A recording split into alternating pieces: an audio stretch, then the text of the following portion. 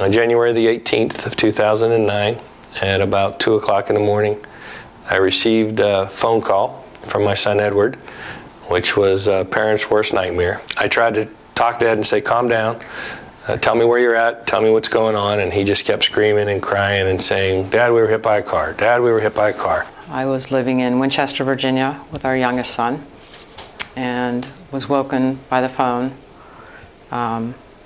with Joe's dad, Jim, on the other end, crying and saying that it was really bad. And I didn't understand what he was talking about. And then I heard the state trooper chiming in saying that both of your boys have been hit and one doesn't have a heartbeat. And when they looked at the MRI, they determined that the injuries were very severe, that his skull had been separated from the spinal cord, or excuse me, from the spine, so he had a skeletal decapitation. His body was intact on the outside, but the skeleton was no longer intact inside.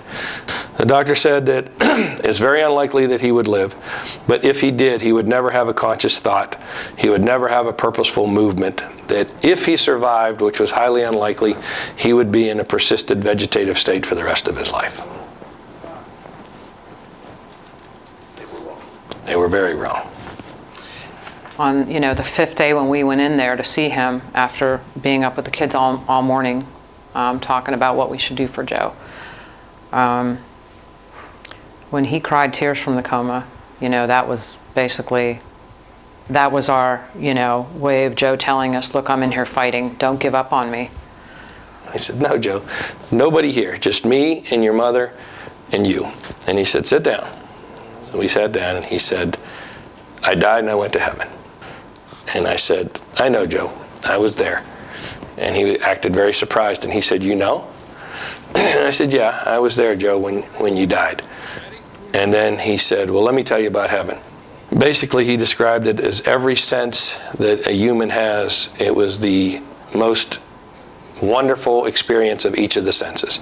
He said the sounds were beautiful, the smells were beautiful, the sights were beautiful, that it was just, every bit of it was an amazing experience.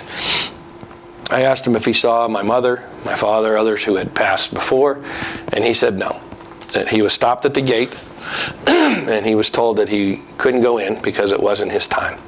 And once he went in all the way, he wouldn't be able to come back. And so he saw the people on the other side, but he wasn't allowed to go in there and interact with them. As amazing as Joe is, which he is, an amazing young man, and strength beyond words, he couldn't have done this on his own.